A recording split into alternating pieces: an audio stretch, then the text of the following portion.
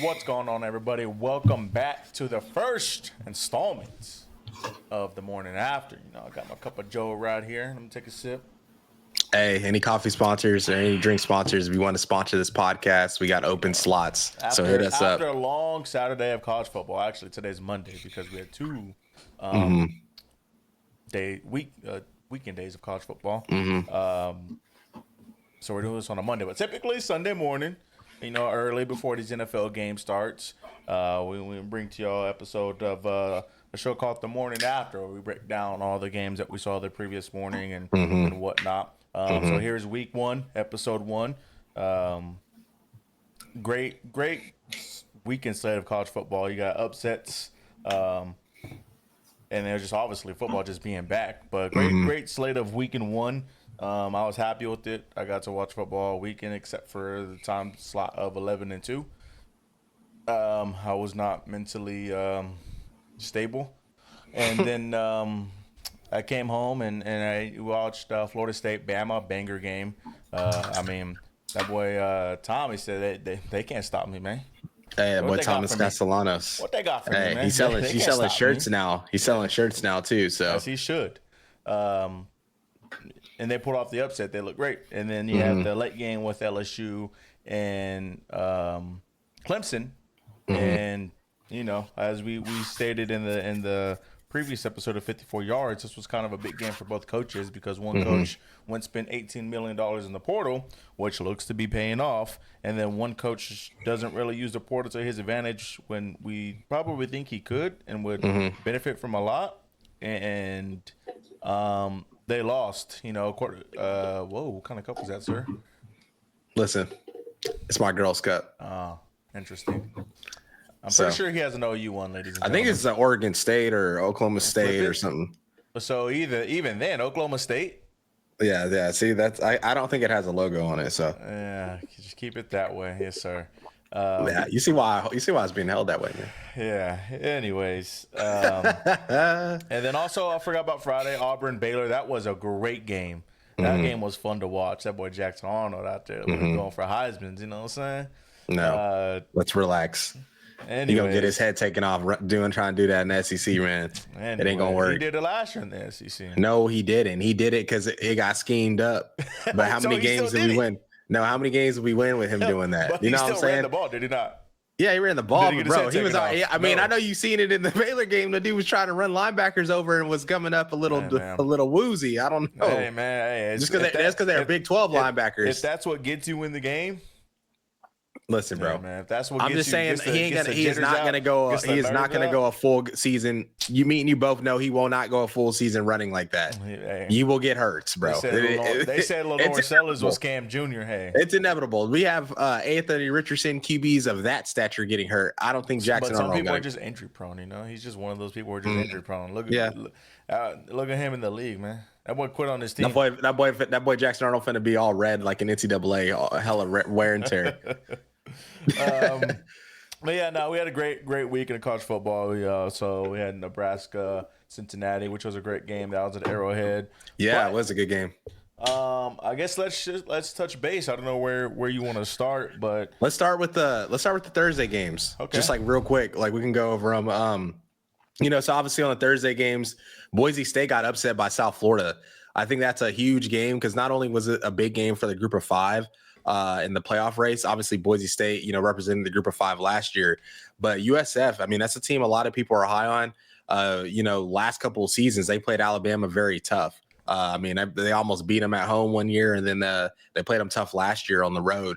So we knew that they were going to be a talented team, and this was a big opportunity for them to kind of make a statement, not only to the national, fans of like us, but also the committee.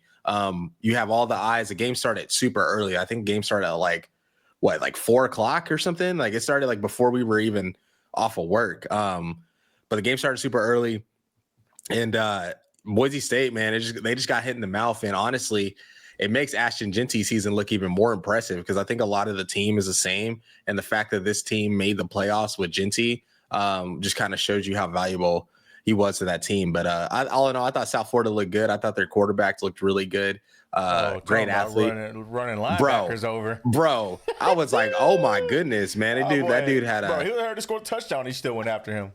That fool had a highlight reel play, bro. It was insane. He looks good, bro. But outside of that, that's a tough loss for Boise State. I don't even know if they're going to be favored to win the Mountain West now. I think UNLV kind of after that first game, I think they're kind of the favorite. They looked good this week against Sam Houston. But yeah. I mean, on our episode of 54 Yards, I said that I didn't think this Boise State team would be the same because I thought that team last year was all of Ashton Genty. Like I wasn't high on what's his name, Greg Maddox or Maddox Madsen. Yeah, I'm looking at it right now. Yeah. I wasn't high on him, and even this weekend, I mean, you saw the throws that he made. A lot of inaccuracy throws. Threw a pick. Couldn't really drive the ball down the field. It was a home game for South Florida, and there wasn't that many fans there, so you can't. Not that there wasn't a lot of fans, but it's just in an NFL stadium, so obviously it doesn't get like packed up like a college football stadium. It isn't built like a college football stadium. So obviously you can't like say the crowd was a factor or anything. Like he just played flat out bad, and I think with the performance that he showed this weekend will probably go into them not making or playing or winning the Mountain West chip. But South Florida did look really great. I'm not going to discredit them. I mean, they looked phenomenal. They came out and did what they're supposed to do. The quarterback made great plays. The defense made stops, forcing turnovers, and also collecting on those turnovers as well. So when you can do that, you're going to win yourself some ball games. So shout out to them. I'm happy for them. It's South Florida. Nobody ever really hears about South Florida, talks about South Florida. The only time you do is when you, like you said, they had close games with Alabama. But for them to get a huge win like that, a top 25 win, that builds so much confidence, and hopefully they can continue to do that and possibly win their conference and maybe make a chip run. Yeah. I mean, that's the thing too. Like out of the American, it's really just them and I'd say Memphis, probably like the two teams that I'm kind of high on. Obviously, you got like the Navies and schools like that. That could probably make a run. No, wait, who? Army's the one that lost to Tarleton. Army lost to Tarleton this weekend. So, but that game was good, man. It was a good way to start off the weekend, and then that rolls us into the second game. Yeah, it rolls us into Thursday, man, or into the night game at Thursday. We had Nebraska and Cincinnati playing Arrowhead, as Carlson mentioned earlier. And man, this game was actually pretty good, honestly. Like it kind of started off slow, but it built up in the second half. And something that stood out for me, man, is obviously Dylan Raiola, all the cosplay, all the stuff he does with Mahomes. I mean, it was even to the point that when Mahomes does that, like when he's about to snap the ball, bro. I'm like, bro, like that is crazy. But and for me, I was like, shoot, Raiola might go crazy. He's about to play in front of Mahomes, like in Arrowhead, like he about to throw for 400. Obviously, that wasn't the case, but there was a great catch in the end zone. Isaiah Hunter had a crazy, just mossed the guy. It was a good throw too by Raiola. And the thing that stood out for me was that I don't think that the offense really is being used properly. I think they have good receivers. I think they have good backs and things like that. But Raiola really processes information at a super fast and high level.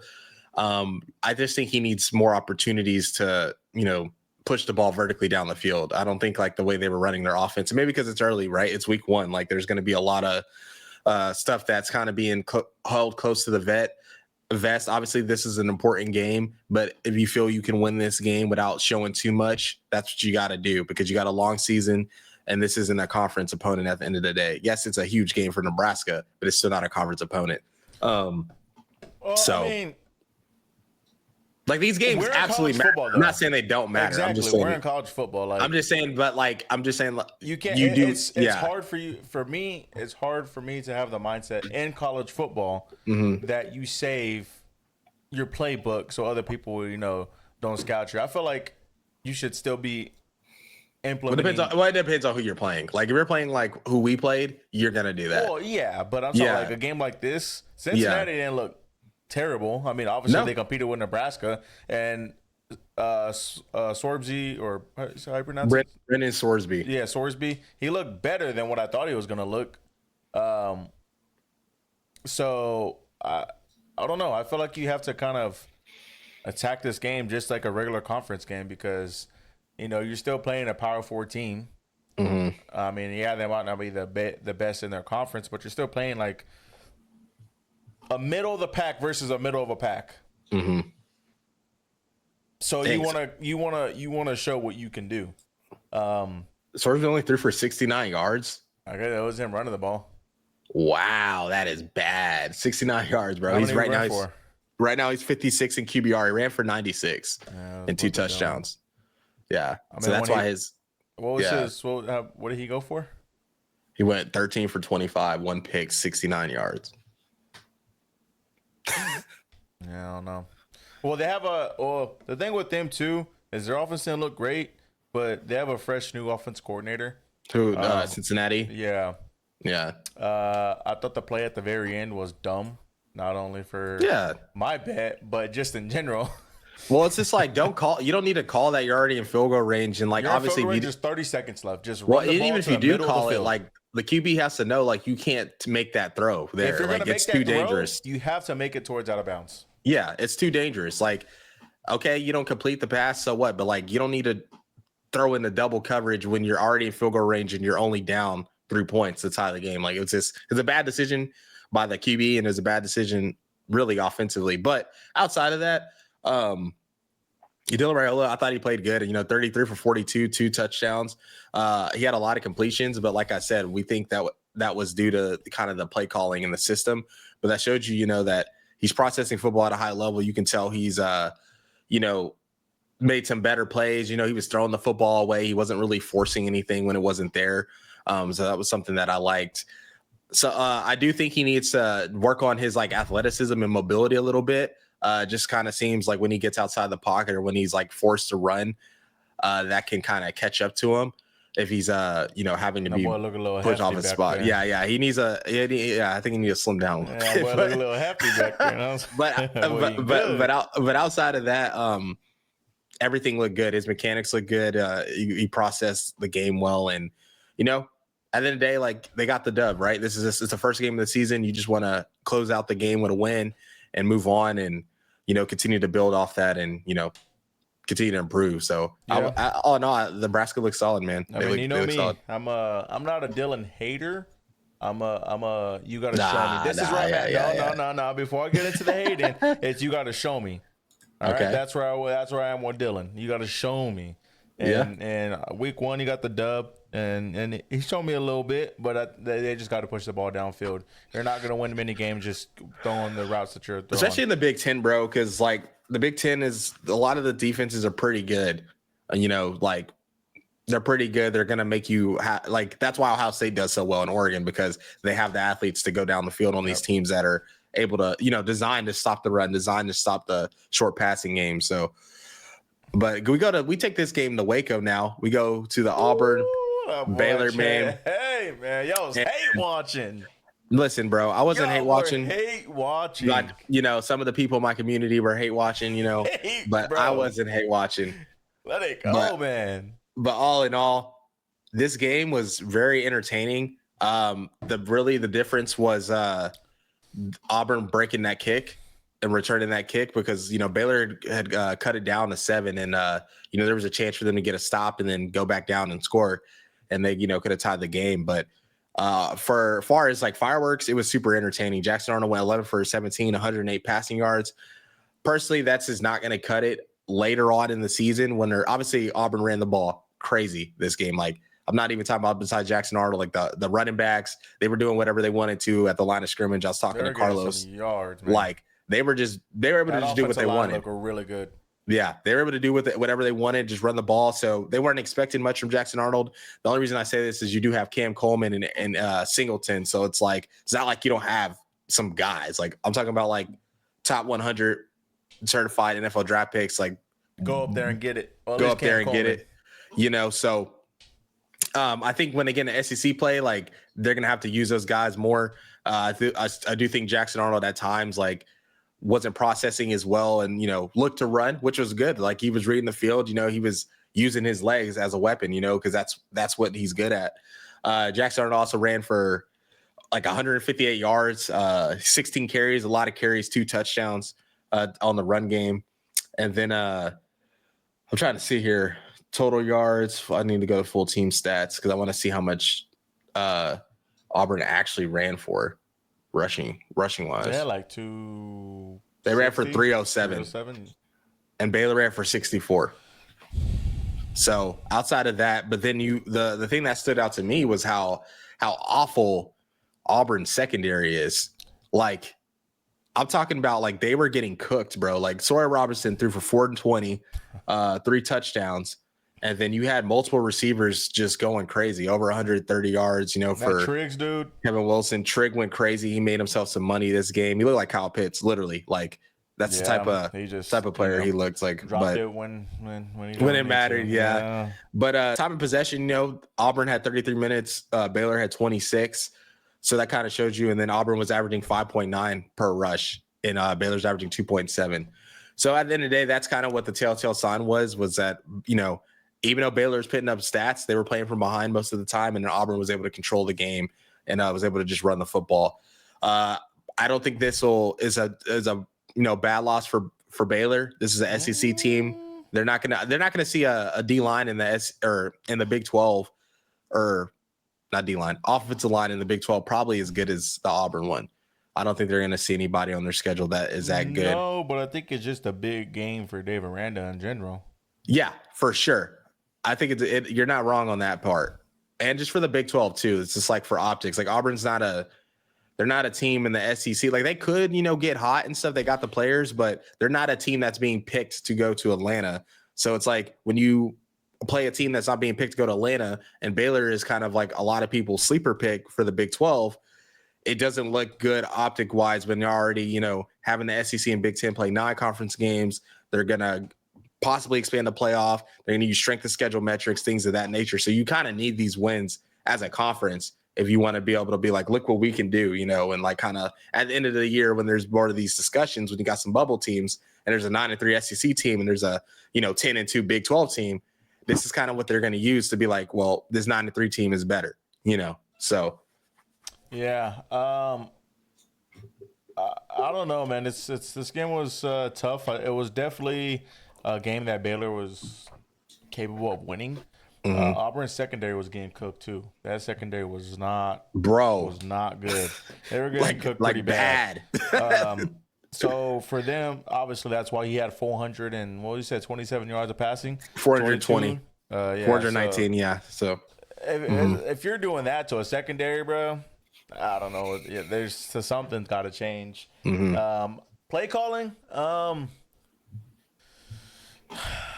I think it could be more spread out, but I don't know if that's because of Jackson Arnold, because they keep like even the reporters keep bringing it up. Like they said something to Hugh Freeze at half or after the first quarter, something like that, of basically of him being comfortable or like settling into the game, something along those lines. I can't remember what it was, but I don't know at this point if that's like an actual real thing or they're just going with it so people like just playing chess.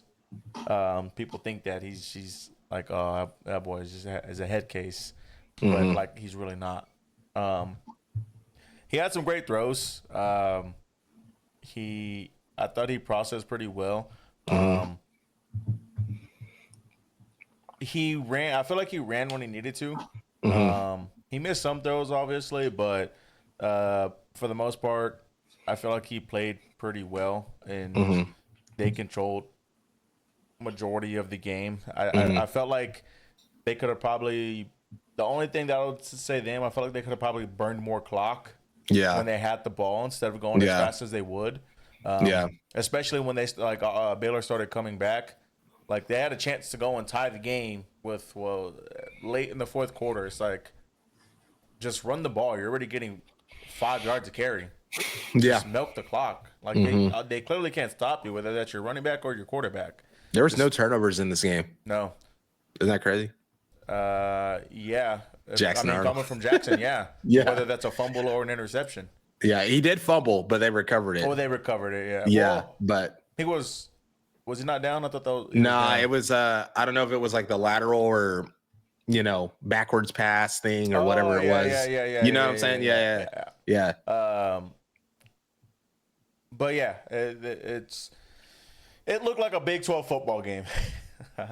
But For real. now I'm happy for Jackson and Auburn and Hugh Freeze. I like Hugh Freeze. I think they have a great thing going over there. You like their jerseys too. You were talking about that white. the all whites are hard. I don't know, man. I'm a sucker for all white. Well, no matter who it is, they're hard. And I like that they did the white face mask, because sometimes Auburn will do like the blue, the orange. I'm like, nah, that looked good. The I all like white that. look good. Yeah, that was they're clean. hard. So, but no, it was a great game. I said I think it was a big game for David Randa. I feel like that's especially at home. People picking you to win the Big 12 obviously has nothing to do with Big 12, but like these are the games that they want to see you win. Like if you can't beat a middle of the road SEC team, what makes them want to think that they can beat Alabama, Georgia, Ohio State? You know, the elites of the game. But I don't know. I think I'd say if he has 2 to 3 losses this season, he's gone, which is kind of crazy, but that's just kind of where he put himself. That's the hole that he dug himself, because they haven't done anything. No, I agree. They won the Big 12 title his first year, but that was Matt Rule's roster. And then since then, he's kind of, just kind of been underwhelming. Last year, they started off 2-4, and then they finished the year winning 6 straight games before the bowl game. So obviously that's why there's a lot of hype. You got the QB, you got a lot of people coming back. The Big 12 is really wide open for the most part. Like there's like Arizona State and I would say Tech from a roster standpoint are at the top, and then everyone else is kind of the same. So that's why there's like opportunity for anyone to win. I mean, I'm kind of on the Kansas bandwagon. Like this is a little off topic, but like that's a team, that I think can win that if Jalen stays healthy, just because he's dynamic, and we'll just have to see. But yeah, going on to another Big 12 team, Colorado and Georgia Tech played. Georgia Tech ended up winning 27-20. This game was not fun to watch. But Haynes King looked good though. I mean, obviously he had the interception, and that was the thing too. Like Colorado could have really blew this game open. Georgia Tech started the game off with like 3 straight turnovers. So it wasn't looking good, right? Which is crazy, right? I'm looking at the box score at halftime. Georgia Tech was still up by 6 or by 3. It was 13-10, with Georgia Tech scoring 13 in the second quarter. So really, Colorado, I think they got to capitalize on those turnovers. You can't any coach that they have 3 turnovers in the game and they're going to win. They're going to be like, what? What happened? Yeah, and the fact that we're up at halftime too, like you tell them you're gonna have 3 quarters in the first quarter, or 3 turnovers in the first quarter, but you're gonna be winning the game at halftime. You're gonna be like, what? Like, it doesn't make any sense. But Haynes King, he had over, I think he had like a little under 300 total yards. He threw for 143, ran for 156. That's a new all-time record for him, I believe. Yeah, 3 touchdowns, 19 carries. Like I was talking about with Jackson Arnold. He cannot do this forever. Like he specifically has like had injury history. I mean, he had it. Offenses ran though. I know, but like later on in the season, they were having to put in another quarterback. I know you remember last year they had to put in a quarterback when they were going to throw the football. So it's like as a defense, you know what's coming, and you're like, okay, like this is just not like really efficient, because it's like you can't just put in a QB off the bench that like isn't playing and be like, oh, it's 3rd and 12. Can you make a throw? Like that's just not realistic, like in the flow of the game. But he looked good, bro. I really liked how he looked. Obviously, he's been in college a really long time, so he's just kind of what you expect from Haynes King. And Colorado, for the most part, they look good, bro. I texted you, even though they lost. I'm impressed with just Dion having them ready to play. They obviously lose all the star power they had last year. They were in the game.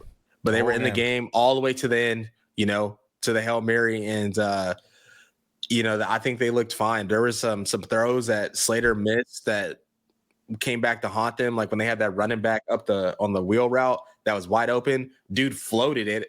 I'm like, bro, just throw it on the line. It was a wide open touchdown, missed the throw. And then he's getting all mad. I'm like, bro, that is a easy throw, especially when you've been in college as long as he's been.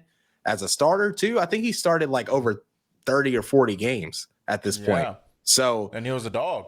Yeah. So it's like, you cannot miss that throw. Like, I know like it was probably still catchable, but you cannot miss that throw.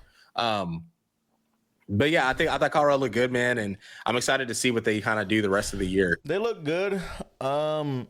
I think their season's all gonna come down to Caden, how he plays. There's some pressure on him too, man. He got Julian Lewis behind him. I was about to bring him up. Like, as bad as he played, if he continues to go that way, what was he, the number one recruit? Julian Lewis was the number one in 2026, but then he reclassified to 2025. So, like, you have a guy who's the number one quarterback, and when you hear a five-star number one quarterback, like, if you're struggling now, it's just gonna eat at you. I don't know what their camp looked like. I don't know if like he was that much better, or he just had the experience, so that's why he wants to play him. I don't know, but I feel like for Deion's sake, you have to go with the guy that is better. Now, I don't think he'll get fired. I think he's kind of set in Colorado just because of what he brings. But you also don't. I mean, they're doing better than what they have in years past, but you also don't want to, continue to do bad. But I feel like their season's all going to depend on Caden, how he plays. There's a lot of him just running around and not really making best decisions. Like you said, missing wide open throws. I think the game was a little fast for him. It's a different speed coming from Liberty to playing Georgia Techs and playing in the Big 12. The Big 12 is fast paced. Like, it's got the defenses have improved though. Like lately, they're pretty. It's more of a defensive league game. So like, offenses can score at will. He's gonna have to find a way to make the game slow down, because I felt like the game was a little fast for him, and that's what caused a lot of the running and a lot of the missed throws. He didn't look comfortable back there, and he was getting frustrated. So I think that was a big thing. I thought their defense looked great. The big thing was stopping the run. Yeah, the quarterback ran for 104, but 158. Sorry, but overall, like, DBs looked good.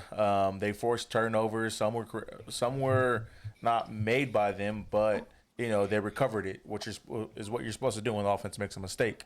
So, shouts out to them. I'm excited for them. I hope they get it going. Obviously, it'll be cool to see Colorado in the mix, and then obviously, how crazy would it be to see Deion in the playoffs too?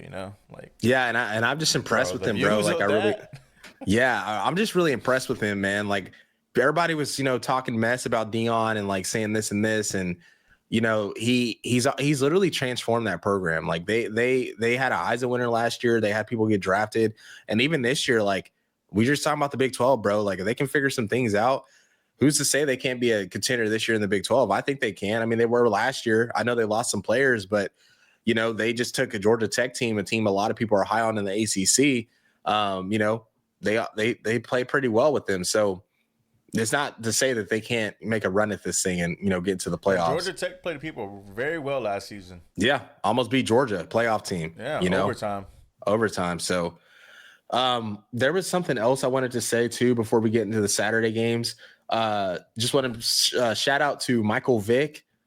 He had his first time head coaching game against who they play, the Towson. He's at Norfolk State, Michael Vick. So I think they lost the game, but it was just crazy just to see like him on the sideline, like they're interviewing him and stuff. So hopefully he has a good season there. They do well, and maybe he can get some opportunities to kind of move up and go to some other schools. But also too, be crazy to see him at Virginia Tech.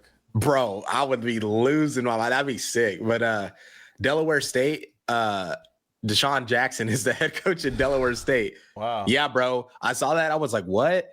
I was like, he's coaching. So he's a head coach at Delaware State. They played Delaware. They lost by 18. But shout out to Deshaun Jackson, man. Like, all these guys coaching and like taking it serious, it's kind of crazy to see. Like, you wouldn't expect it from some of these guys, but especially like Deshaun Jackson. Like, I could see Vic coaching, but Deshaun Jackson, and I was like, wow, like Yeah, I could not see I him thought that was coaching. crazy. But this is a testament to Coach Prime. Like, this is why I kind of bring it up after with the Colorado game, is because he's shown like kind of what's possible.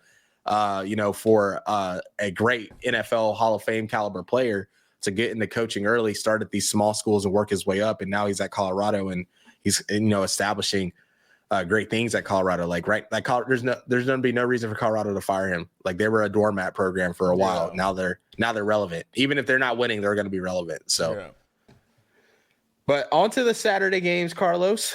I'll let you kick this one off, man. Well, it's hard for us to talk about the Syracuse Tennessee game. We didn't watch Joey it. Aguilar looked good, but I've said last show, as long as you can push the ball down the field and complete the pass, you're gonna thrive in this offense.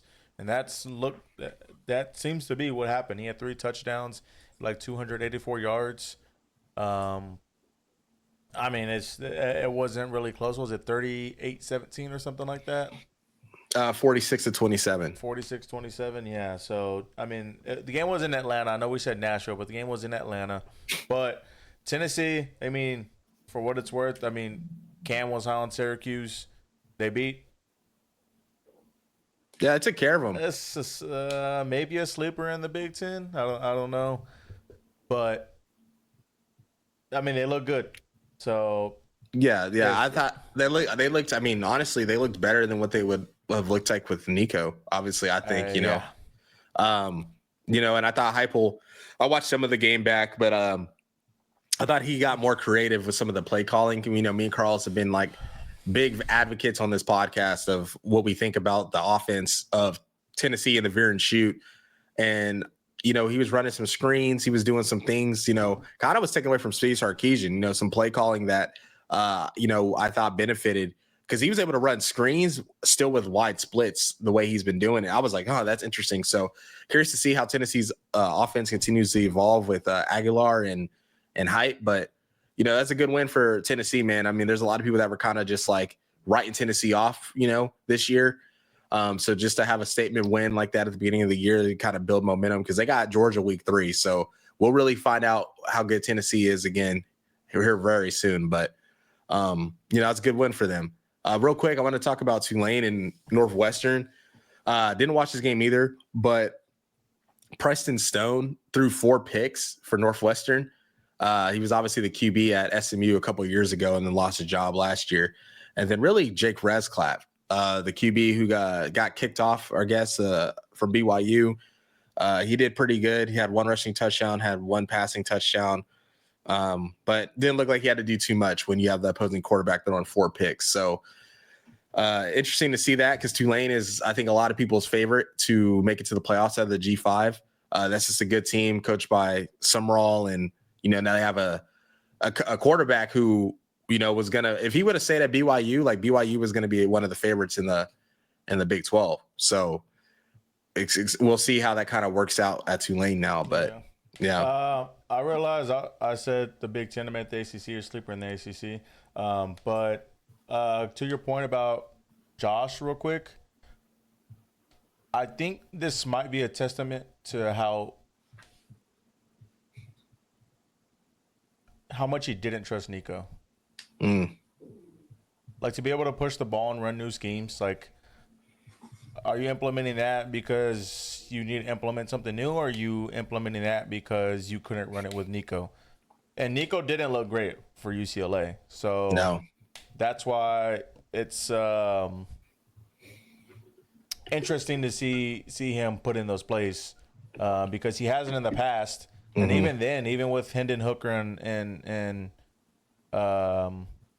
what's his name for the Cowboys? Joe Milton.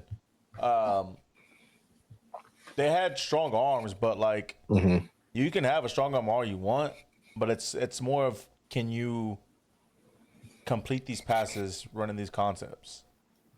And I feel like that's something Joey Aguilar can do. But you also have to understand that Joey Aguilar is probably going to throw interceptions as well, and you have to be okay with that. But he's gonna be able to drop the ball down the field, and get you in scoring positions and opportunities. So But yeah, also to your point, Tulane, I was interested. It was interesting to me to see him start week one, just one with all the Yeah, allegations he going just on. got there too. Two, I was to say he literally just got there, like what? Right before fall camp. So he Yeah, just had a fall camp, which I guess is enough time. I mean, it is, I guess, but like I still, mean like to that's learn a whole new playbook and an offense and yeah. everything. I don't know. Mm-hmm. I guess that depends on the player at that point. But Mm-hmm. yeah, I don't know. That was crazy. Yeah, no, it's crazy, but you know the game we've been waiting for, Who's we? Ohio State, Texas, man. Who's we? We were, shout out to Clive, shout out to Evan and Auto Agency. We did a cool watch party. I mean, it honestly was a great turnout. We had a lot of people there, a lot more people than I thought were going to come. Honestly, like once the game got rolling, it was kind of packed in there. So, Oh my God. shout out to that, man. It sucks for the Texas fans there, losing like that. But I'm gonna get my stuff off because I know Carl Schreier has a lot to say. Really, just want to you got to commend Matt Patricia. You got to commend him coming in and calling some of the plays he did as a coordinator. He's one of the best, from that business. Him and Sarkisian matched off in one of the Super Bowls when the Sark was the OC for the Falcons. So there's some familiarity there. That was when they came back and won. Yeah, Caleb Downs looked great. Bona fide, I think, best player in college football. Well, he's not going to get drafted that high just because he's a safety, but maybe he will. I don't know. Maybe he goes top 5, just because of how impactful he is. He's probably going to go. It's just because he's a safety, bro. I just don't know if he's going to go. Kyle Hamilton go? I think he went. Let me look on my phone. Kyle Hamilton. He might have went like 14. He's probably going to go. I would. Yeah, Kyle Hamilton went 14. Yeah. I think the last safety to go in the top 5 was like Ed Reed. Like Ed Reed or something. Ed Reed. Draft pick. But this is like a player of that caliber, though. Like this player that we're talking about is like a player of both those calibers. No, Ed Reed went 24th. 24th. See, it's just like safeties don't they're not valued. They're the lowest. Even though I think they're so important. Yeah, I think they're not like I feel like a lot of organizations think like you can just put anybody at safety, but we see so many times when there's an impactful safety in the game and how much that can change the defense because they're just so vital to the run stopping and they're so vital in the back end. Like you have a game changer safety, like it's up there as most important positions in the sport. But outside of that, I liked Julian saying, I thought he played as good at football as he could have played. He made a couple big throws, and obviously Texas defense is very, very good, still very good. There's not really a drop off with those guys at all.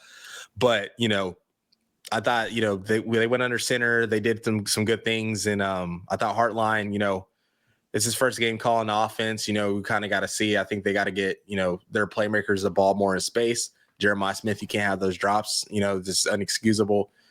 And then on to Texas, man. I thought we still saw the play calling with Sark in the red zone was still an issue.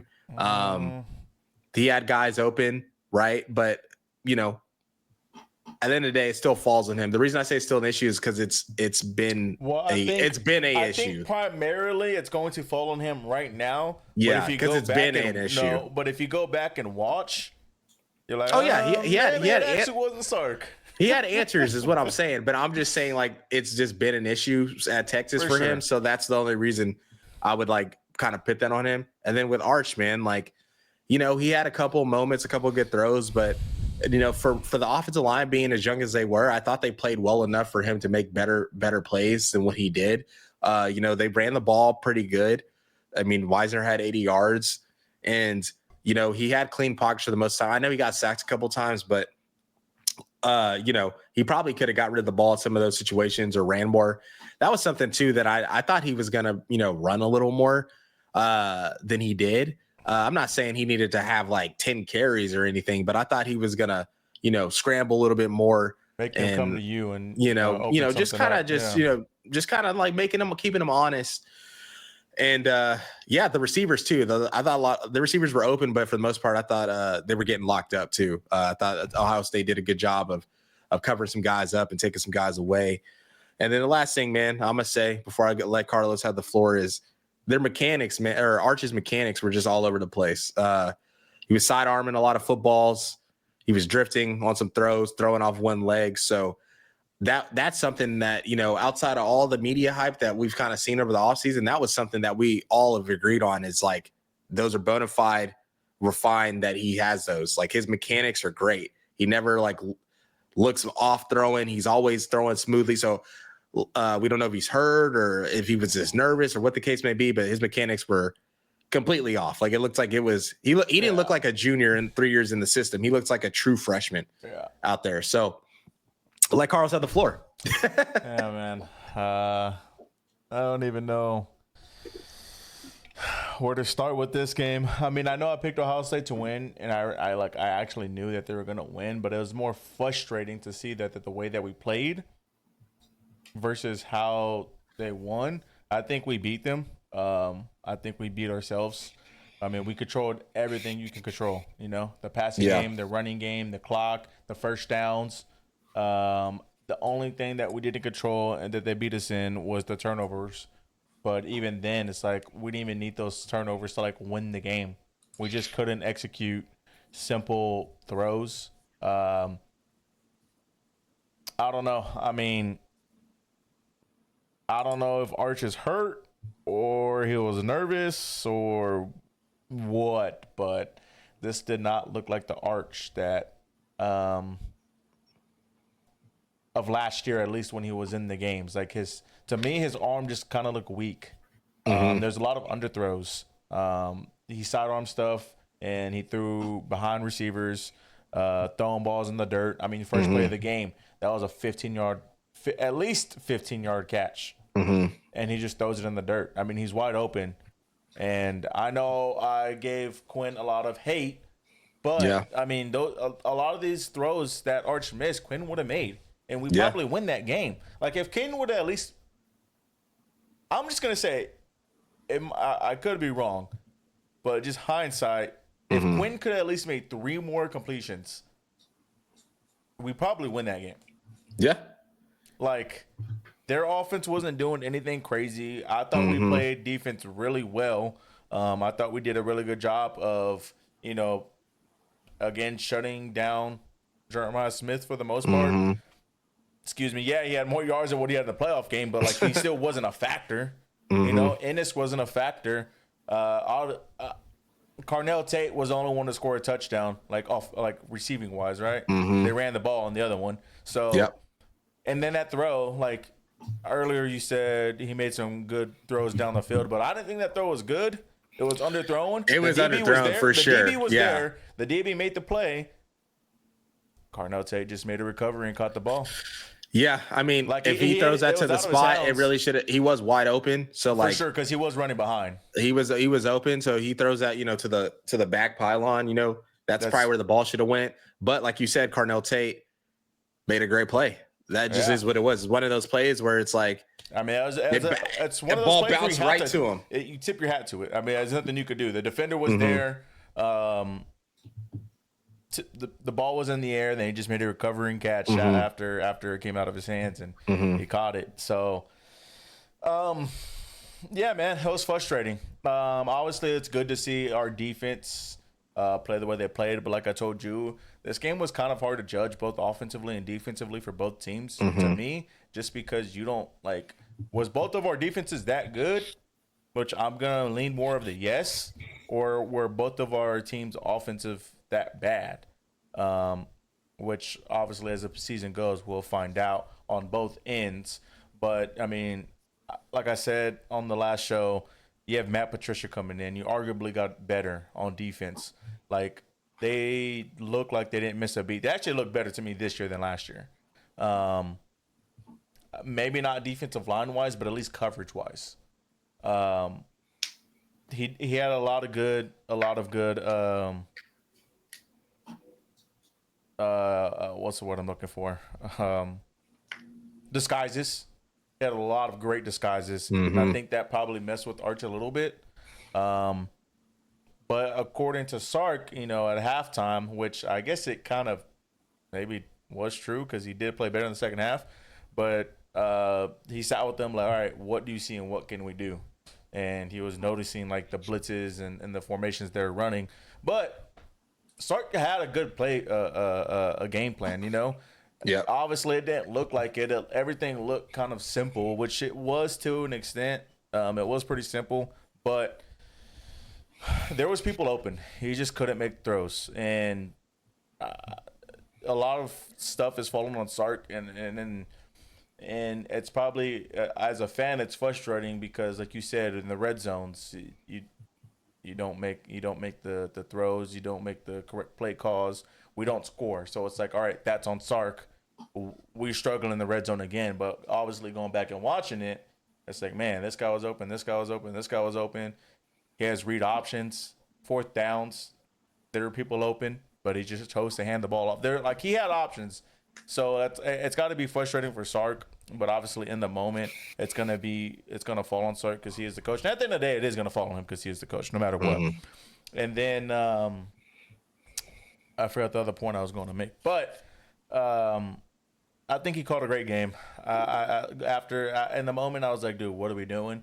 But going back and watching it from like an aerial view, and it being able to see like the routes that are being ran and what's being open, being able to make people open in zone, flooding one side of the field and having somebody like just in a pocket where you can just throw the ball and then get a first down or whatnot. Like, he did that effectively. It's just Arch couldn't execute the throw. And the two throws that were made into the end zone to Parker, I think both were bad throws. The first one was like a perfect throw if there's no defender there. But like, obviously there's a defender there. But like, obviously, like in warm-ups and everything, it's like, yeah, that was a good throw. But like in the game, bad throw. Obviously didn't get the touchdown. And the second one, I thought the ball probably should have at least been contested. I thought that was a bad throw too. And then Parker just made a great adjustment, got the ball. I don't know, man. It was just frustrating. It was very, very frustrating.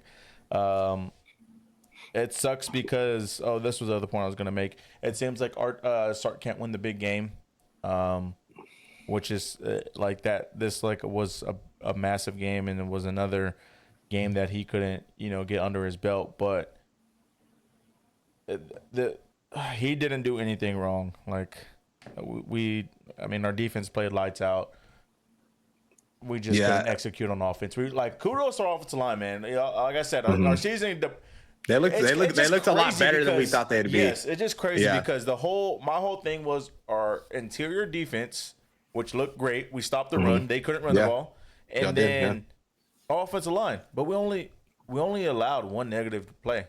So it was negative 1 yard, and it was from March. So like, we averaged 4.8 yards a carry. I'm pretty sure. Like, we were running the ball effectively. Like, we were able to run the ball. Like, I was not expecting that. So, like, kudos to offensive line. I said this year will determine how we play based on our offensive line. Yeah, he averaged 4.5. Solid. Yeah. So, and then it turns out it's Arch, the person you're kind of probably least expecting. So, I think if he can get it together, we'll be fine. Yeah, 1 for 5 on fourth down. That killed y'all too. Yeah. And then obviously the turnover. Yeah, I don't think the turnover was that big of a deal. I don't think they scored off of it. That might have been their touchdown. That might have been when they threw they didn't score off. Yeah, they did score off of it. I think when they ran it in from the one, maybe. It's when they threw the fade. They ran the first touchdown was the run play. No, because they picked it. No, they picked their second touchdown was the pass. Yeah, but when they picked it, we were going to where they ran the fade. But they were already up though when he threw that pick. They were already up 7-0. Oh, so then they didn't score off of it. Yeah, I don't think they did. Yeah, so I mean, but man, you got 3 easy games in front of you. You obviously got to take care of those convincingly, which I think we will. Even if our offense does struggle, but if our offense does quote unquote struggle, and when I mean struggle, I mean like, putting up 28 points, 35 points, or going 3 and outs in the first few drives, stuff like that, like little turn struggles. The ball over, just like dumb turnovers. Yeah, like little struggles like that. I think obviously we're gonna have a long season, but our defense will keep us in those games and win. Yeah, defense is gonna keep you in every game this year.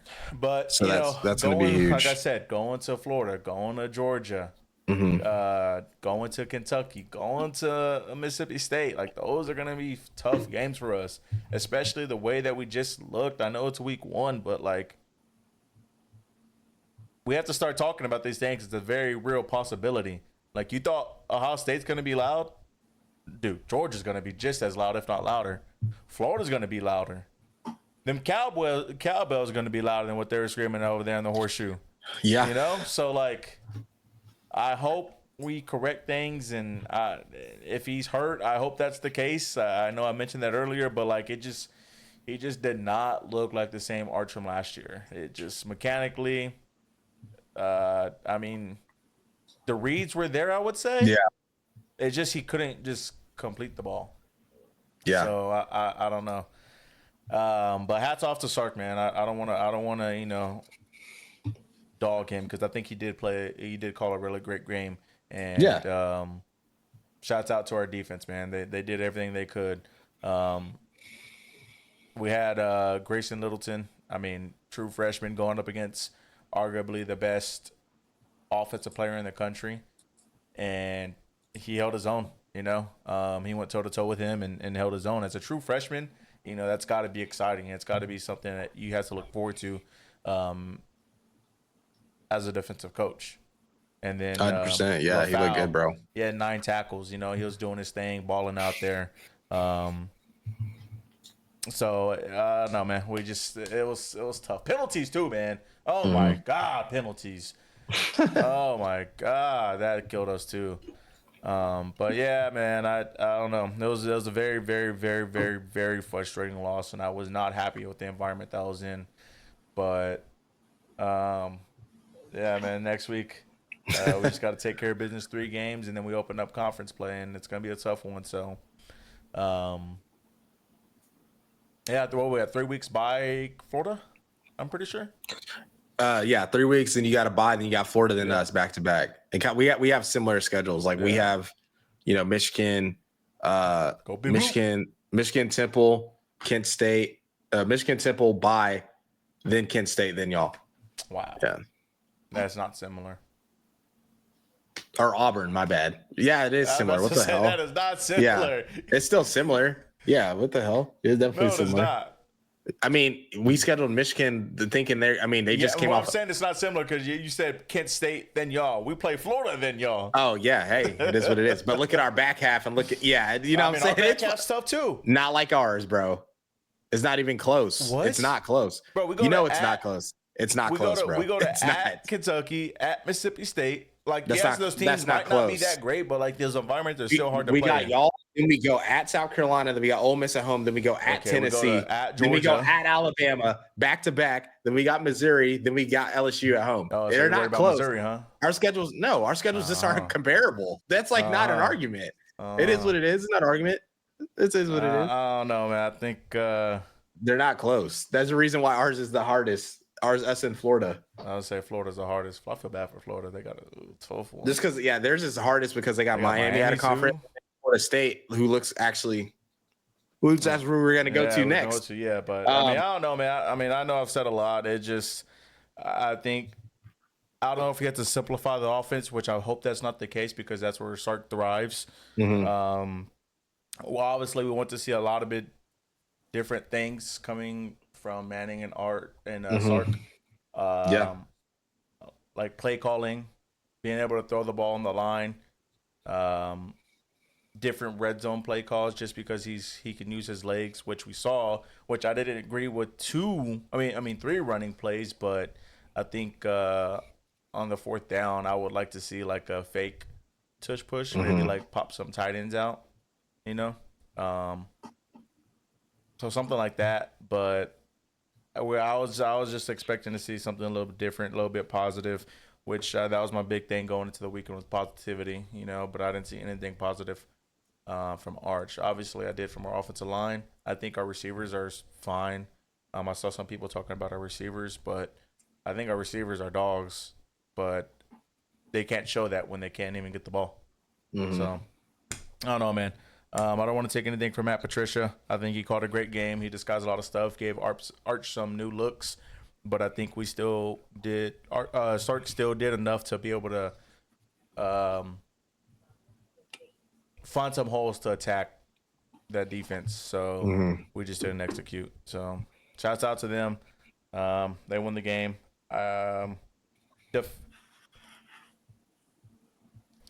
I'm not gonna sit here and say. I mean, going into it, I didn't think we were, but I'm not gonna sit here and say we're the best team in college football still. But I still think you are definitely one of the better teams. It is what it is. Teams. Yeah. Like it's gonna be interesting to see how they rate us because it's number 1 versus number 3. Like we lost by 7 points. Like we went toe to toe till the end. So it's like how can you fault both of us? You know. So I don't know if they'll go to number 1. Because Penn State just blew out whoever they're playing. But then again, look who they played, and they just beat us. So I personally think we should flip, but we'll see. Yeah, we'll see. I don't know where y'all. Yeah, I don't know what the rankings are going to look like this week, but I think we should just flip. That's just me. Like Yeah, I don't know if that's going to happen. I think they'll probably move LSU above y'all, just because like they have the win on the road against a 4 team. They'll probably shoot LSU up high. They'll probably they'll probably move Ohio State to 1. They'll probably put Penn State at 2. I wouldn't be surprised if they put Penn State at 1 either. But I'm just telling you, like, but that's what I'm saying. Like, I don't think. Like, we'll see. We shouldn't be. I think y'all go to like. Much. I think y'all go to 5 though. 4 or just 5, yeah. Yeah, just kind of like based off of some of the things that happened. I'm curious to see how much Florida State. Doesn't the poll come out today? Yeah. Or it's going to come out on Tuesday. Oh, it might come out Tuesday this week. Just because of the holiday. Well, no, just because of the game today. Yeah, that too. Yeah, man. I mean, it sucks. I know. I picked Ohio State to win. I'm just very frustrated with the way that we looked. That's what it was, man. It was very, very, very frustrating. It was just like, dude, just come on. But I don't know, man. I still think we have 3 losses, even if Arch looked better. I said it was gonna be 1 in those 4 games. There's 1, so I might win 1 of those 4 games. But if it keeps going the way we're going, it's gonna look kind of scary. Yeah, you got some tough games. I mean, obviously you got Florida and then us, and then you still got Georgia and the Aggies. Like, and they didn't look good, obviously. But I'm just giving like according to Mike Elko, there were some freshmen in there when they scored those plays that weren't in the right spots that are fixable. That's what they. I mean, that's what they say. I mean, there's some freshmen playing in our game. We didn't give them no. We had a true freshman going against the best player in the country. Apparently, there's this. I need to find it, but apparently, there's this website that like ranks every single team, like FBS and FCS, and it like combines them all, and it shows like true rankings. And apparently, like Illinois State is like pretty good in that. They're like in the top 50%, even though like with everybody combined, because ranked number 6 in FCS right now. That's so I was like, yeah. So the quarterback got hurt. Theirs did, yeah. Yeah, I saw somebody said they hope sucks. He's like healthy and can come back. Yeah, well, that's what sucks too, because I was listening to shout out to Gabe Eichert and Teddy Lehman, Oklahoma Breakdown, and they had interviewed the head coach. And they were like, they asked him a question. Well, sorry to cut you off, but I know it's not on our week 1 matchups, but I do want you to talk about the Oklahoma game. So maybe this can lead into it, and then we'll go to the rest of the games. Yeah. So he had talked about, like, they had asked him, like, what do you want to get out of a game like this? Because a lot of these teams, they're not picked to win these games, right? They're just there to get paid and things like that. And he was like, we just want to make sure we get out these games healthy, because at the end of the day, we have our own season to play. And like if they're ranked number 6 in FCS and went to the playoffs last year in FCS, they're a good team in FCS. So like you don't want to go play Oklahoma and then lose people. So them getting their quarterback hurt sucks for them. And hopefully he can, come back healthy, because that dude was fast, bro. Like he was like just like a fast QB. Like if he had open daylight, he could score. Like he was a 4-4 legit guy. But yeah, man, our game, I thought we looked good, bro. All in all, 500 yards of offense in general was just nothing you don't want to slide about, especially for us last year. Like, there's Oklahoma fans complaining and stuff. I'm like, because we didn't score more than, 50 points or whatever. And I'm like, bro, we scored 51 points last year on Temple with 6 turnovers. And I did not feel great about that game because of how the offense looked. We had 158 passing yards last year in that game. I think we had like a little over 100 rushing yards that game. So we only had like 300 maybe yards of total offense that game, and we did not look good. John Mateer threw for, I think at halftime he had 250. He had more passing yards than Jackson Arnold had in multiple games and by first half. And this isn't in the bag on Jackson Arnold. This is just true. John Mateer, finished with most passing yards for Oklahoma Sooner in his debut, 392. and also had a career high in passing yards. He threw for 4 touchdowns, or 3 touchdowns, had 1 rushing touchdown. And he had an interception, but it wasn't really his fault. He threw it into like a tight window, and Deion Burks turned the wrong way, went through his hands, and it went to the Illinois State player. But it's all good. Quick change. Defense played good. They didn't give up too much. I think the defense gave up 150 yards total. So that's pretty good, especially with them getting a lot of possessions. Illinois State with us scoring. I thought the offensive line played really good. Like John Mateer was really clean in the pocket, and we had 3 guys that we held out that are going to play this week. My only concern really was running back. I thought Deion Burks, or going into the receivers, I thought Deion Burks, Keontez Lewis, all those guys looked really good. Isaiah Satanga, they all looked really good, really explosive. And tight ends, Jaron Kennick looked great. Like, he's going to be a mismatch. I mean, he ran a 10.37 coming out of high school. He was always a crazy good athlete, played offense his whole life. He had the fumble early, but I think that was more so just because he hadn't played offense in 4 years, just kind of like that first real hit, in a game. Like, the helmet was right on the ball. It came out, it happens, but he bounced back. I mean, he had like 95 yards receiving. So I think he's going to be a problem just because of how fast he is as a tight end. He's not like a true tight end, like, blocking wise, size wise, but I think he can be a mismatch with linebackers. There's not many linebackers that are that fast, so I think he's going to be successful. But going to running back real quick before we move on to the rest of the games, Cortland Guillory, want to talk about defense real quick. Cortland Guillory, true freshman corner, looked great. Jitcher Williams looked great. Hopefully he can stay healthy. D-line looked good. And the linebackers, we played a lot of backups. So there was some kind of overrunning pursuits on stuff. But like I said, I think a lot of it was just due to they know that this will be a game that a lot of guys can play in, because the rest of the way, they're probably not going to be pitting in that many young guys. But running back, I thought Torrey Blaylock looked great. We didn't see much of Jaden Ott. He came in like, it was weird. It's like he was on the depth chart, didn't play much, but you come in the fourth quarter and we like run like a play that low-key looked designed to look bad because he like lost 3 yards. And I was in the fourth quarter, and I was like, if he hasn't played so far, why are we putting him in the fourth quarter? Like, I thought that was like kind of weird, but Torrey Blaylock, he got hurt. I was gonna ask why he didn't play. He's been banged up. That's really what the case has been. And they said he was good to go, but they wanted to just hold him out for Michigan, which makes sense. But Torrey Blaylock, he came in true freshman. Came out my season long, so yeah, you needed those garbage yards. I needed something. Yeah, you need those garbage yards. Hopefully he gets it going.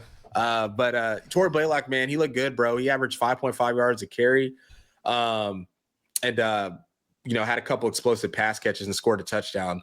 Did not look like a true freshman out there. He got banged up, so hopefully, we have him back by next week. But Xavier Robinson and Javonte Barnes, they looked not great. X-Rob, I give it to him. He's all right. Like, I'm not really worried about him. I've seen him tear up Alabama and Missouri when we had like terrible offensive lines, and we were running some pretty basic run concepts. But I sent Carlos a screenshot, of Javonte Barnes and just like kind of how he looked. And, there's holes there to be found. He's running into the backs of the offensive line. He averaged 1.3 yards a carry, and he's a senior. He's been on the team for 4 years. Like, at some point when you got young guys who are finding the holes better, things like that, like, you got to just play those guys over him, especially in the run game, because everybody's complaining about the offensive line. I'm like, there's a hole right there. The offensive line can't do anything if the running back doesn't have vision and isn't, helping them out as well. So, all in all, I thought it was a solid performance. Do I wish we didn't have the 2 turnovers? Yeah, that's got to get cleaned up. You can't do that against Michigan, but at the end of the day, it's the first game of the season, and what I saw is that we have an actual quarterback that's capable. He's hitting people. I know it's against Illinois State, but he's hitting people in stride. He's not missing any throws. He's throwing the ball in tight windows, and they're accurate. So you got to just, be optimistic. After what we saw last year, that was just not the standard at Oklahoma, especially at the quarterback position. So we got a guy that we know is this capable, and I'm excited to see what he does this week, because obviously this is the real game, right? This is the real test. So we'll cover more of that, later on this week and kind of break that down. But go Big Blue. Yeah. No, I thought Mateo looked good, man. I thought he looked good. Obviously, he's been with the OC for a while now, so he's comfortable in that system. But I thought he looked really good. Mm-hmm. Like I said, I just need Jaden Knox to get some carries, man. That's all I need. We got the 2:30 matchup was Florida. Sorry to cut you. I will say this though, it did, like, yeah, y'all didn't score any 50, 60, 70 points or whatever, but like the offense did look progressively better this year than compared to last year. And the thing is too, like when you have a defense now, like you don't even need to do that. Like everybody's like, because I think a lot of Oklahoma fans were like, Lincoln Riley used to score 50, 60, 70 points. And I was like, yeah. And then we would have to literally do that every single week in the Big 12, scoring 40, 50 points because we could not stop anybody. I was like, I don't care how many points we score, to be honest. I don't think you'll have the personnel to do that anymore. Like y'all had like. Yeah, I agree. I would agree. Had some dogs. I would agree. But I don't know. Some of the receivers, I mean, we don't even have all our guys either there yet. They looked really good for the transfers out, because I was like, I was hearing things, but they looked pretty good, man. So I was like, okay, look like we got some stuff. But going into the Florida State Alabama game, dude, the thing is with here, right?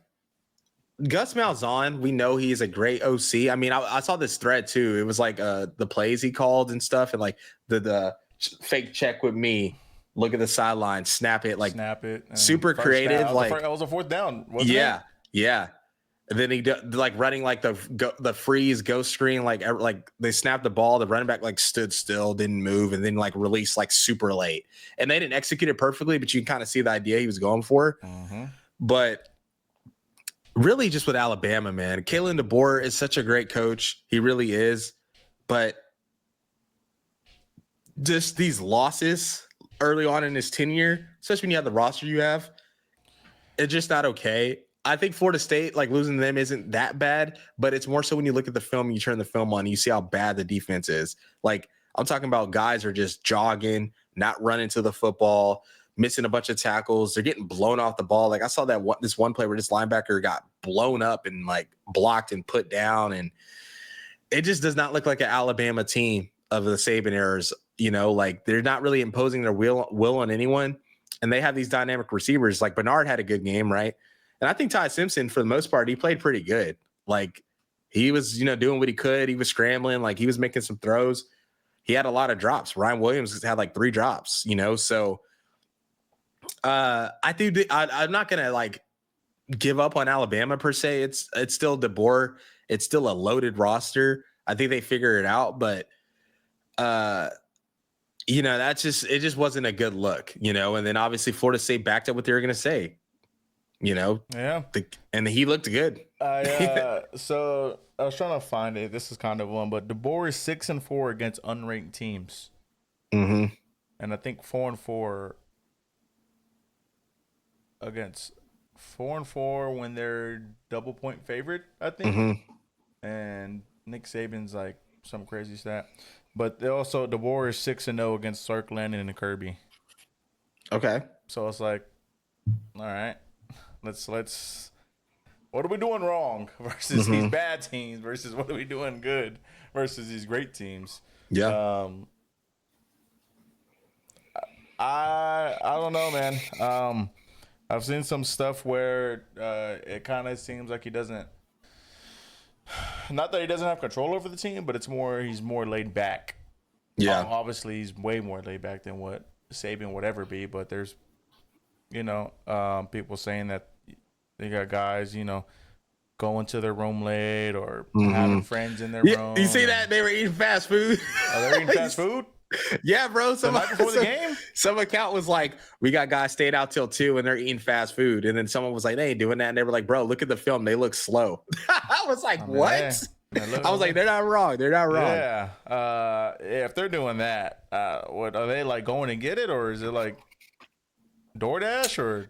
I don't know, bro. I mean, they got the NIL money, you know what I'm saying? So it could just be. It. Damn, that's crazy. But I mean, if that's the case, then obviously that's not what you want.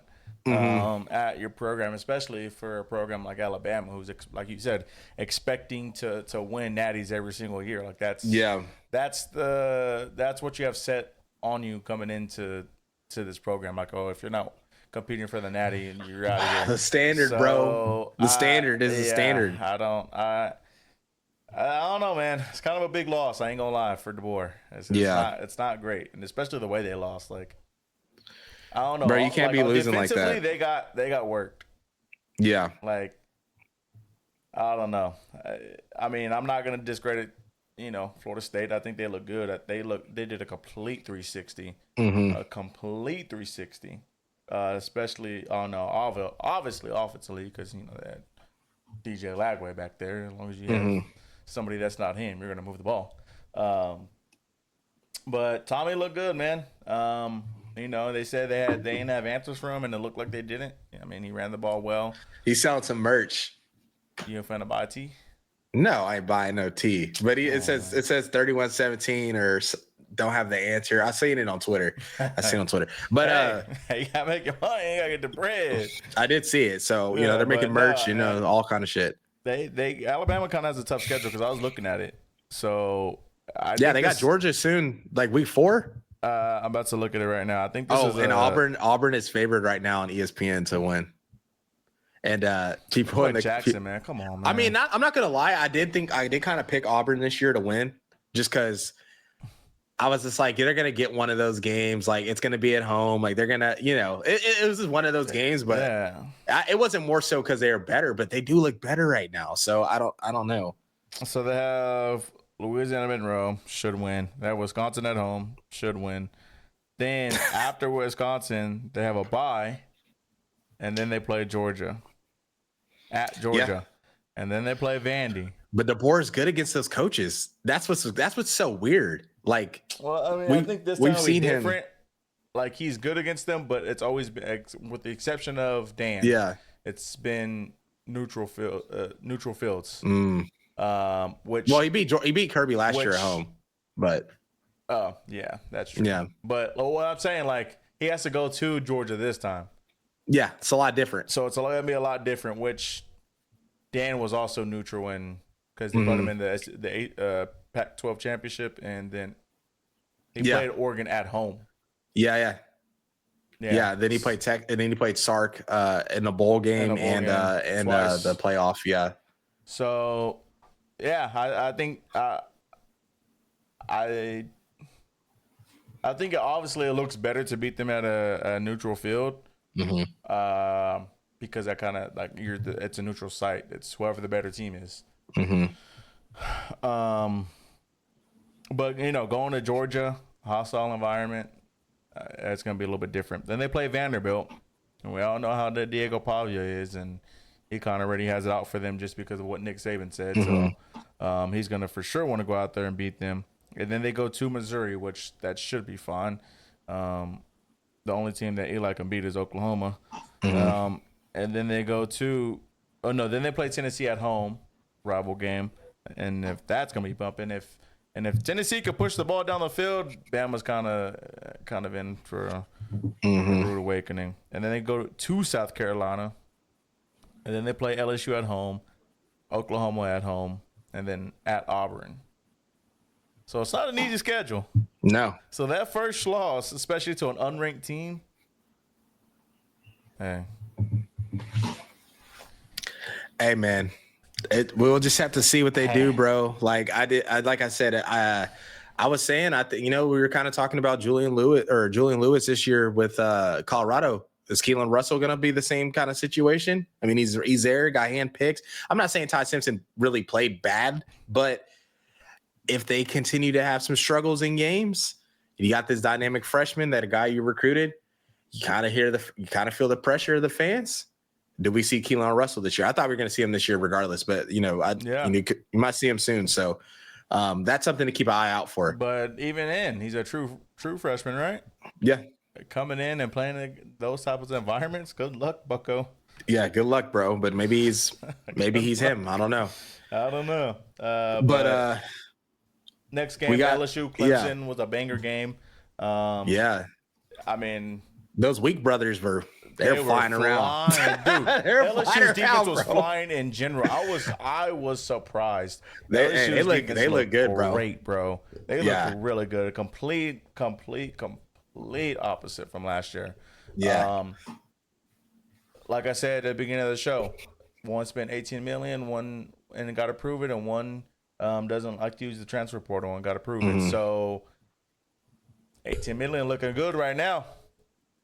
And it just kind of goes to show that, they spent all that money on that defense and getting DBs and getting the right pieces, revamping the receiving room, which Nick Anderson didn't really do much, which I was surprised about. Boys out there doing cardio. Yeah. Hey, Bauer Sharp, he played a lot. He did. A lot. He fumbled, but he had a crazy catch out of bounds, But I hate watching, man. I'm just saying what happened, I'm just saying what happened. LSU got robbed too. That was a horrible call. That dude scored a touchdown, caught it, crossed the plane, hit the pylon, and fell down. What did I tell you? I was like, what are we doing? And what did I tell you? You said they're rigging it, right? Is that what you said? I said South Carolina got robbed last year, so what? Yeah, you did say that. But listen, ball don't lie, I guess. Apparently in both games, LSU won both games. So I don't know. I guess so. But that this weekend was rigged, though. Yeah, I'm glad you brought that up.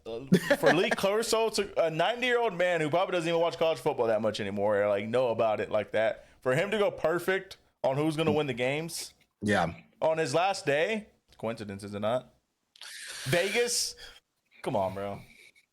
It's crazy. Both QBs threw for 230 exactly. The teams that got bet on the most all lost. Is that not coincidence? No, you're right. Come on, man.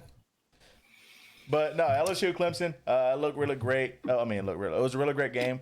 It was a defensive battle for sure. I know LSU won the game. What was it, 17-10? Yeah. I don't know, man.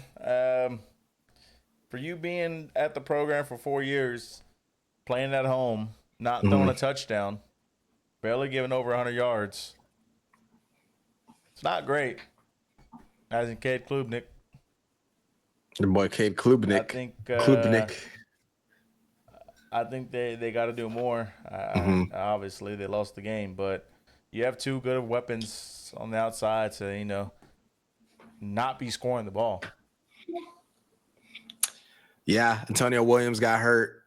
Brian Wesco and TJ Moore still there. There were some drops, so I'm not gonna lie. They had some, there were some drops into the game, but yeah, 19 for 38, one pick. That's not gonna cut it, bro. And we've seen him have some great games. We've also seen him have a lot of this too. So yeah, we'll just kind of see how we got to monitor. We'll monitor it as the season goes along. They're in the ACC, so that's a blessing for them. They play this. Maybe, man. Compared to if LSU lost. Well, yeah, for sure. But I'm just saying, Florida State, Miami, Georgia Tech. We have SMU. I'm talking about there's just some a teams. ruler of a schedule. Oh, for sure. To if LSU lost. For sure. Clemson still has the best roster, probably outside of Miami in the conference, but.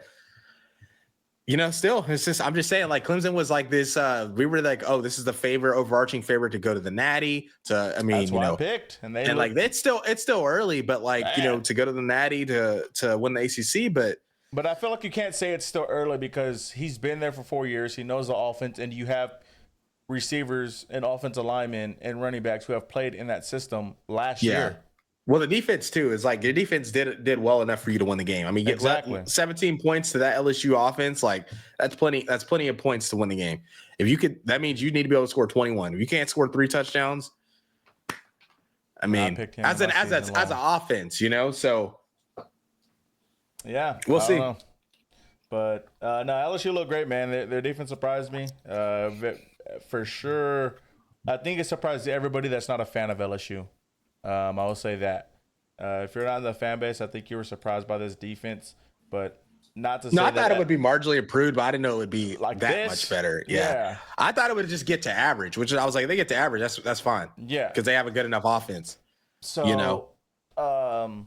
yeah, man. It's going to be exciting to watch LSU. I know that for a fact. Yeah. Y'all play them at home? We got them at home this year, yeah. It's a weekend of Thanksgiving. They're actually talking about making them a permanent rival with us for Thanksgiving because none of us have no true third rival. Y'all have us, A&M, Arkansas for the most part. I think y'all and LSU would be a cool rival just because you're close. But LSU has what? They have Bama, A&M, and then A&M. I guess they it's kind of forced. That shit's kind of forced. But and then they Arkansas. Ole Miss is probably this other one. They were saying the Arkansas one might phase out, but they're saying for us, it's just it's really just Texas, Missouri, you can kind of count them. Arkansas, what it's about Eli close, got but y'all number, we have no history with them because we didn't really play Arkansas. They were a Southwest Conference team. So they're just saying, like, from a branding standpoint, it'd be dumb if the SEC didn't either pair Oklahoma up with the LSU or a Florida, that last weekend, because none of those teams have like a marquee team they're playing. But like, if you make them play each other, there's probably going to be every year something on the line too for both teams. Yeah, I might. I mean, I want to go to a game this year. Depends. I kind of want to go to the A&M game too here. I would rather go to the LSU OU game. But we also play. We also play. Maybe trying to go to the Texas A&M game. Hey, I know what you're trying to watch. Nah, I mean, I know where you're trying to be. DKR. Dude, it sucks because at Red River weekend, South Carolina and LSU play, and my family's going. I was like, damn, that would have been fire. In Baton Rouge, that'd have been fire. But last game of the slate, that important matchup. It happened on Sunday. 2 games actually. Yeah. Excuse me. South Carolina and Virginia Tech played, and man, shout out to Beamer Ball. We know they're going to do something on special teams, and they had a huge return that was really the reason they won the game for the most part. Obviously, yes, they won by a couple possessions, but at that point in time, like, that was a momentum shifter. That was the reason why me and Carlos didn't get our Virginia Tech plus 9.5. So it was looking good, man. But I thought, Lenore Sellers was, playing great, playing hero ball, doing all the things he needed to do. The thing that really stood out for me was just the offensive line. The offensive line of South Carolina was not good. Generating a lot of pressure, a lot of sacks, things like that. Geez, bro, I hate my damn camera. But I know, it's just the autofocus. Logitech, you want to send a new camera over here? Come on, man. There we go. But I thought Nicholas Harbor finally, he's super athletic. Like, we all know Fast that as hell. Dude cannot, like, they say the dude can't run routes, things like that nature. It looks like they're finding him the football. And I thought their running back looked good too. 27, he had 3 catches for 99. Yeah, and he was just making people miss. Nicholas Harbor. Let me see. I'll pull up the 3 catches for 99.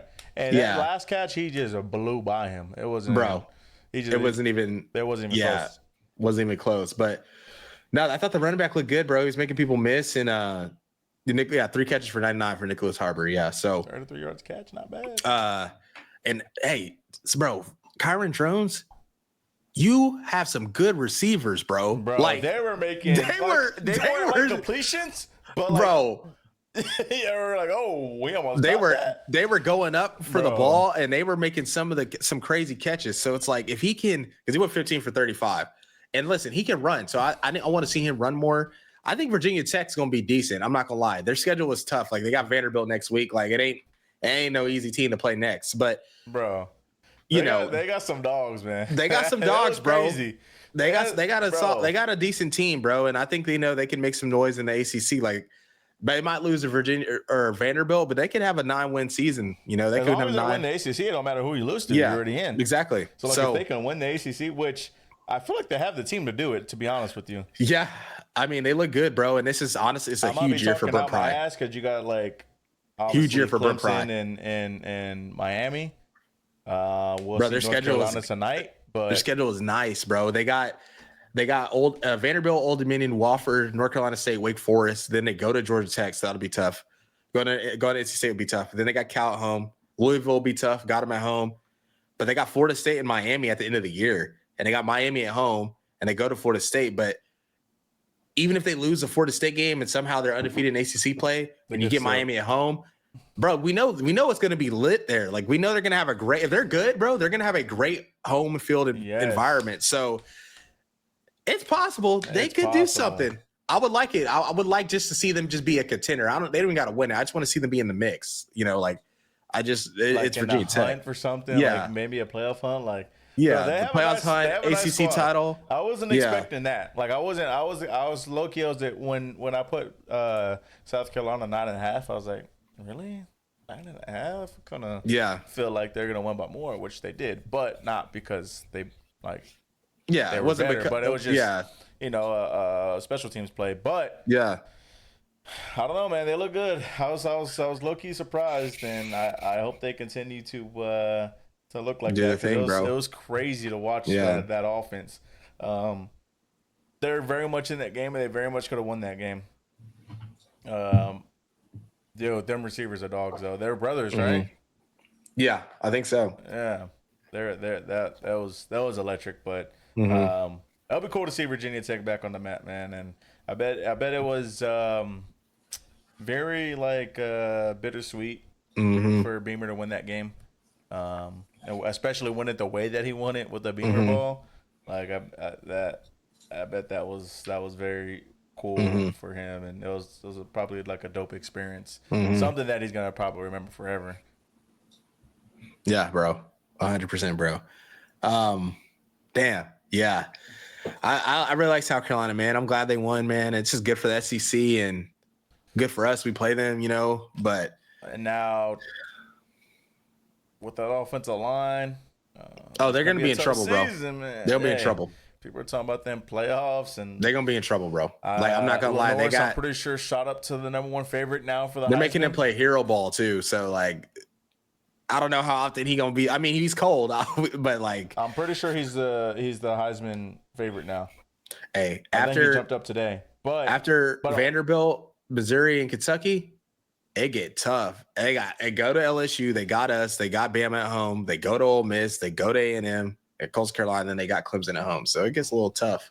yeah. for them. So they're probably gonna have some losses, and he probably won't win the Heisman due to those losses. And obviously they've done in the past with Lamar and RG3 and Johnny Manziel. But Lamar win, right? Yeah, he won. Yeah. But I don't know. It's gonna be tough. That offensive line just got to get it together. Defense still look good. But I don't know. Yeah, it's gonna be. It might be a long year for them. But I'm praying for them, man. I really like Beamer.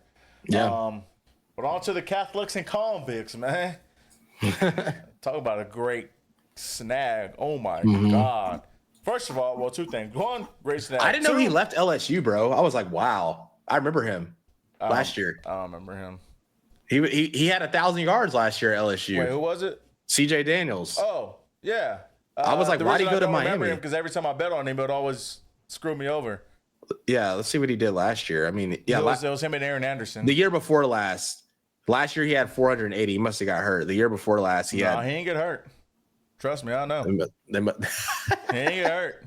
they were throwing to the boy, huh? Yeah, Aaron Anderson and Kyron Lacey, R.I.P. There you go. But for one, yes, it was a great snag. For two, bruh, what are we doing? Yeah. Why is that safety not coming in and cracking his ass? No.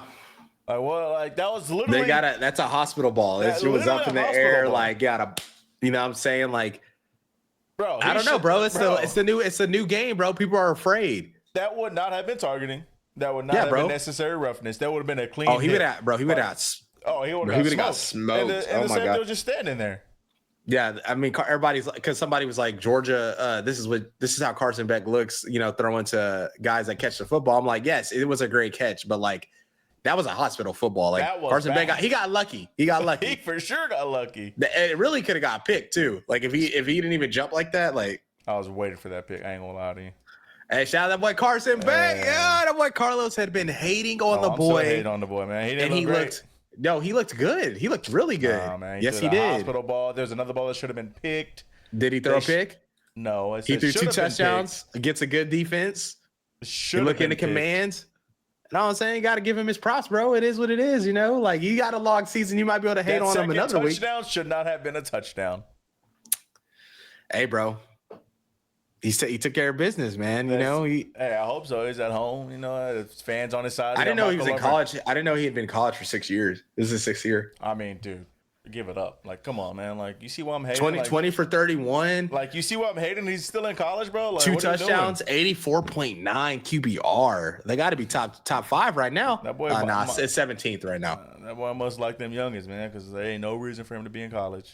Listen, man. Or it's because you're ass and you can't. You know what I'm saying? He looked good. And also, too, Miami's running attack. They had 2 backs, both with 15 carries, even workload, 54 and 66 yards.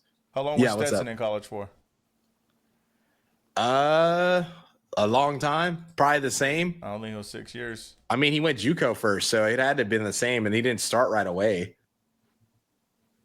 So he definitely was in college a long time. I mean, Stetson got drafted. Stetson's 27, bro. He definitely was in college a long. That dude was definitely in college for 6 years. Because he only been in the league for what, 2? 2, yeah. Yeah, he got drafted when he was like This 24, preseason. 25. Yeah. So Yeah. But my dog Stetson Stetson been it won a all, natty. bro. He did. Shit. I mean, Georgia might have won a natty the year they beat Florida State in that bowl game. They shouldn't go to playoff. Stetson won a natty, They should have made it. They just lost, bro. They were undefeated, and then they lost to Alabama in the SEC championship. Stetson won a natty. Jake Fromm didn't win a natty. Carson Beck didn't win a natty. Well, all those QBs are weak, bro. They're from Georgia. Everyone's Stetson weak. won a natty. That's fine. He's not good. If he's not good and he won a natty, what the hell is Carson Beck? The team was great, bro. The team was better. Okay. The team Stetson had was way better than what Carson had. That's just a fact. Man. That But is just a they fact. still won and they still were dominant. So I mean, Carson still won the SEC last year. Still made the playoff. Yeah. So what's the excuse? If he still won the SEC, He literally got hurt. He literally got hurt against Texas. Hey, come on, man.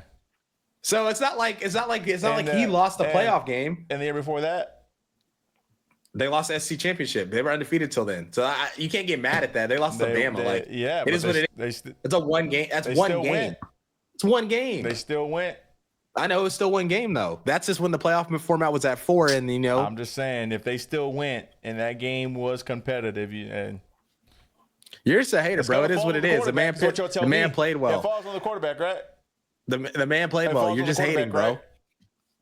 That's what y'all tell me. But he didn't play. But he's not playing bad though. That's what I'm trying to say. Neither is Joe Burrow, but you still say it falls on him because he has no accolades. They talk about Joe Burrow like he's like this. Oh my God, MVP caliber player. This ain't an NFL podcast. No, if he is, then he would win it. If he is, he would be all pro. He hasn't been all pro, bro. Like until he does something like that, then there's nothing to talk about. All right, he better go to the playoffs this year. He better be all pro, and he better win, or he better be an MVP candidate. This dude has 2 $100 million receivers. There's no excuse. Nobody has that in the league right now. We're in the era of Chat GPT, right? Yes. Okay. And Chat GPT can make mistakes. It says it at the bottom. Hold on. And we're in the era of AI, right? Giving us plays, helping us build stuff, and finding out correct answers. Yeah. They got the Bengals winning the Super Bowl this year. Yeah, that's when you know it's AI, because that shit says it can make mistakes. Hey, if Lee Corso could go perfect in his last game at 9 years old, hey, anything's possible. Like I said, I don't trust that. But listen. Anyways, back to this Catholic versus convicts. Joe Burrow's better than every 29 other quarterbacks. Right.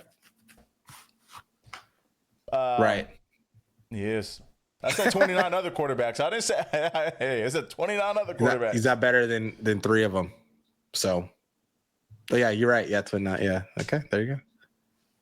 So, it was obviously it's always amazing to see Miami be like a talking point of college football, you know? Yeah, bro. It's the U, bro. Look how the fans were. Like the stadium was bumping, man. It was raining. Fans were still going crazy. Yeah, Michael Irvin on his dog leash barking. It was dope, and just to see this rivalry renewed. They ain't been played in 2017, and it was. I mean, they gave us a great game. CJ Carr. I know some people were talking down on him, like the fans and whatnot, but that dude's a dog, man. He was taking some shots, and he was getting up and going right back at it again. And you can tell he's young, bro. He's gonna be good. Yeah, he has a lot of upside. He missed some throws. He didn't throw to Gray House, which I'm kind of pissed about, but hopefully he'll connect with them later in the season. But Faison looked really good. I'm pretty sure that was their leading receiver of the game.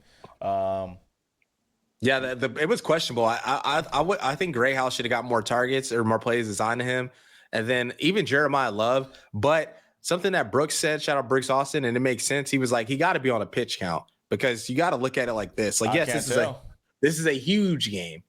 They obviously need this game because especially being Notre Dame, but the season is so long. He has had some injuries. things like that. You got to chill with the hurdling. Like, yes, we know you can do That's it, but what like, I said, I can't tell. you don't got to do that every time, bro. Like, you like chill, like, because he is cold, bro. Like, you don't got to do that, but it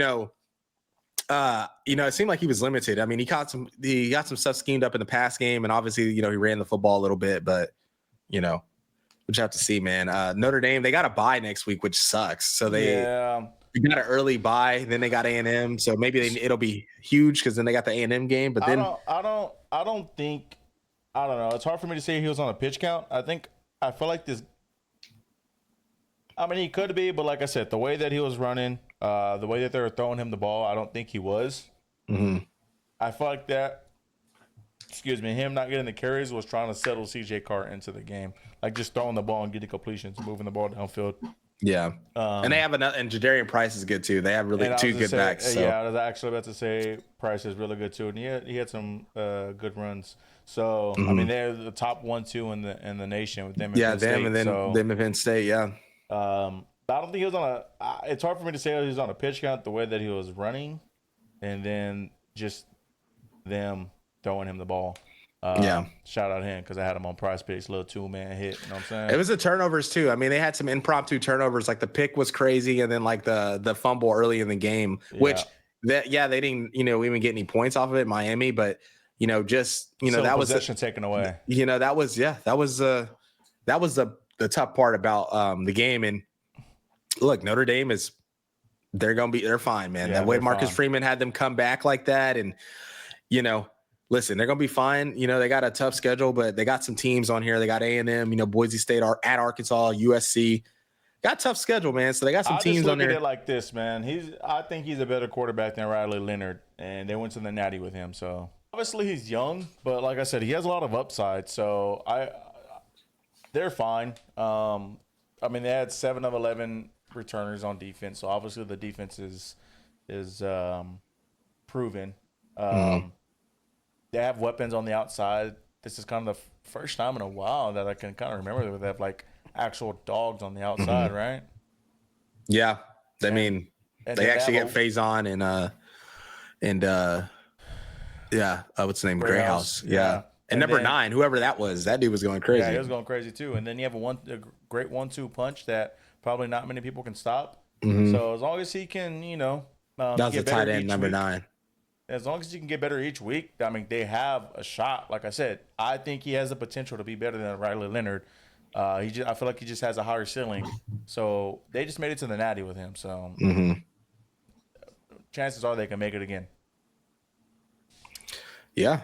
Well, shoot, that'll do it for the episode of the morning after. The morning after, man. The morning after, yeah. It was a longer episode, so obviously they'll probably be a little more condensed throughout the season. But it's more so just because we had I feel like we had a lot of games this week. I ain't complaining. Which is fine. It's great. But we got a big week, for the Sooners. Big time. We're going to be on National Spotlight, College Game Day. Not concerned about them boys, man, like Carl's saying. But, National Spotlight, it'll be fun, man. It'll be good to let people know that we're still Oklahoma, man. I'm finna show y'all a real quarterback next week, man. There's gonna be a lot of people, a lot of people that don't know what I know that are gonna be picking Michigan, probably talking crazy, and then, I can't wait to see what it looked like. So, yeah, boy, Bryce Underwood finna throw. Let's see. Man, New Mexico right now. I can go for like New Mexico had their 13 for 21, 250, 3 touchdowns. New Mexico had their DBs in hell, bro. I'm not concerned. Hey, this is a team that had 40 transfers. New Mexico was over there playing with them boys. I'm not concerned, bro. Hey, man. He finna have a Joe Burrow game. Right. He's going to be good, but it's not starting next week. Yeah, all right, man. Hey, just wait. We'll see. We'll see, man. But, hey, if you guys are new here, be sure to like, comment, subscribe. Be sure to follow us on all the social medias at Opinionated Sports on TikTok, on Instagram, and on Twitter. And we'll catch you guys next time. Welcome. Boomer.